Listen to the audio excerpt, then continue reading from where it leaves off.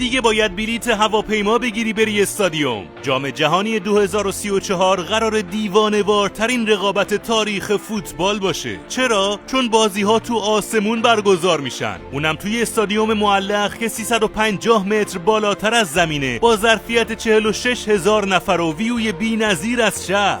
یه غول فلزی که از دور شبیه لونه پرنده است ولی توش فوتبالی در سطح جهانی جریان داره. قراره کل برقش از خورشید و باد تأمین بشه، بدون دود، بدون آلودگی، فقط فناوری ناب. یه ترکیب باور نکردنی از معماری آینده‌گرا، انرژی سبز و جاه طلبی بی حد عربستان. میگن این استادیوم خفن تا سال 2032 آماده میشه تا میزبان چند بازی جام جهانی تا مرحله 1/4 نهایی باشه. وقتی پول و خلاقیت با هم جمع میشن، نتیجهش میشه یه همچین چیزی. حالا سوال اینجاست، تا اون موقع استادیوم آزادی خودمون بالاخره ظل شرقیشو درست میکنن یا نه؟